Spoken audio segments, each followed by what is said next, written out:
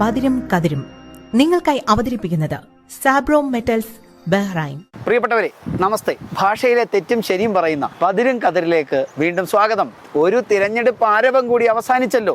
ഇതിനെ കോലാഹലമെന്നും ആഘോഷമെന്നും മാമാങ്കമെന്നും ഒക്കെ വിശേഷിപ്പിക്കുന്നവരെ പോളിംഗ് ബൂത്തിന്റെ പരിസരത്ത് വിട്ടിട്ട് തിരഞ്ഞെടുപ്പ് ബാക്കി വെച്ച ചില ഭാഷാ പ്രശ്നങ്ങളിലൂടെ നമുക്കൊന്ന് സഞ്ചരിച്ചാലോ? തിര എന്ന ധാതുവിന് അന്വേഷിക്കുക എന്നാണ് അർത്ഥം. തിരയുന്നു, തിരഞ്ഞു, തിരയും എന്നിവ ക്രിയാരൂപങ്ങളും. വാമൊഴിയിൽ ഇല ഇലയാകുന്നത് പോലെ, കുടം കുടമാകുന്നത് പോലെ, വിറക് വിറകാകുന്നത് പോലെ തിരഞ്ഞെടുപ്പിനെ തെരഞ്ഞെടുപ്പാക്കാമെന്ന് മാത്രം. പക്ഷേ എഴുത്തിലെ മാനകരൂപം തിര, തിരഞ്ഞെടുപ്പ് എന്നിവയായതിനാൽ തെരഞ്ഞെടുപ്പ് വേണ്ട, തിരഞ്ഞെടുപ്പ് തന്നെ വേണം. പ്രചരണമായാലും പ്രചാരണമായാലും സ്ഥാനാർത്ഥിയെ 10 പേരെ അറിഞ്ഞാൽ മതിയല്ലോ. പ്രചാരണത്തിന്റെ സ്ഥാനത്ത് പ്രചരണം പറഞ്ഞ് തെറ്റ് ശരിയെന്ന ധാരണയിൽ പ്രചരിപ്പിക്കുകയാണ് ചെയ്യുന്നത്. സ്ഥാനാർത്ഥിയുടെ വാഹന പ്രചരണ ജാഥ വരുന്നെന്ന് കേട്ടപ്പോൾ സ്വാഭാവികമായും വാഹന നിർമ്മാണ കമ്പനിയിൽ നിന്ന് സ്ഥാനാർത്ഥി പണം വാങ്ങിയോ എന്ന് ഏതെങ്കിലും നല്ല മലയാളി സംശയിച്ചാൽ കുറ്റം പറയാൻ കഴിയുകയില്ല. വാഹന പ്രചരണം, വാഹനത്തെക്കുറിച്ചുള്ള വിവരങ്ങൾ ആളുകളിൽ എത്തിക്കലാണ് ഉദ്ദേശമെങ്കിൽ വാഹന പ്രചരണ ജാഥ തന്നെ വേണം.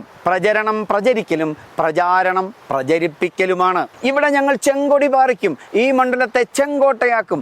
ആവേശം കൊണ്ട് ആക്കിയാലും ഇല്ലെങ്കിലും ഭാഷാപരമായി അത് തീർച്ചയായും ശരി തന്നെയാണ്. എന്നാൽ വീണ്ടും സംസ്ഥാനം ചുമക്കുമെന്നും ചുവപ്പ് കൊടി പാറുമെന്നും പറഞ്ഞിടത്തെ ഭാഷയുടെ ശരീരാഷ്ട്രീയത്തിൽ ഇത്തിരി അപാകമുണ്ടെന്ന് പറയേണ്ടി വരും. രക്തവർണം എന്നതിന് ചെം എന്നാണ് പ്രകൃതിയുള്ളത്.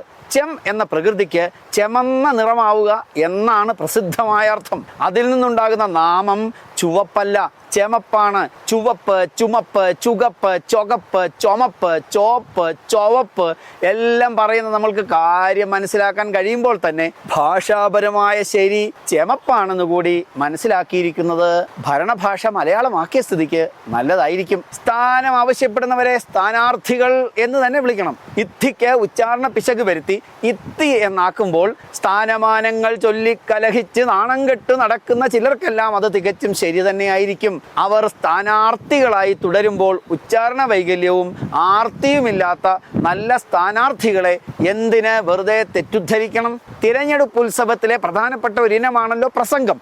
അപ്പോൾ പ്രസംഗിക്കുന്നതിന് കുറച്ചു മണി ആളിനെ ഒന്നും അല്ലല്ലോ ആവശ്യം. അവരെ പ്രസംഗത്തിനായി ക്ഷണിക്കുമ്പോൾ പ്രാസംഗികർ എന്ന് വിളിച്ച് കളിയാക്കുന്നത് തീരെ ശരിയല്ല. പ്രസംഗകർ എന്ന് വിളിച്ച് ആദരിച്ചാൽ പോരെ, വെറുതെ അവരെ വലിഞ്ഞു കയറി വന്നവരാക്കി ആക്ഷേപിക്കണോ? കാരണം പ്രാസംഗികർ എന്നതിന് ക്ഷണിക്കാതെ വന്നവർ എന്നാണല്ലോ അർത്ഥം. EVM-ന് 1/4 നൂറ്റാണ്ടിന്റെ പ്രായം അവകാശപ്പെടാമെന്നിരിക്കെ ഇപ്പോഴും വോട്ട് രേഖപ്പെടുത്തണമെന്ന് അഭ്യർത്ഥിക്കുകയും അപേക്ഷിക്കുകയും ചെയ്യുന്നവരുടെ രേഖപ്പെടുത്തലിനെ സാങ്കേതികമായി തത്കാലം അംഗീകരിച്ചുകൊണ്ട് അഭ്യർത്ഥിക്കുകയും അപേക്ഷിക്കുകയും ചെയ്ത് പുനരുക്തി ദോഷത്തിലേക്ക് ഭാഷയെ വലിച്ചിഴയ്ക്കുന്ന തിരഞ്ഞെടുപ്പ് പ്രചാരകരെ കലാശക്കൊട്ടിന്റെ പൊട്ടത്തരത്തിൽ ഉപേക്ഷിച്ചുകൊണ്ട് രക്ഷപ്പെട്ടേക്കാം.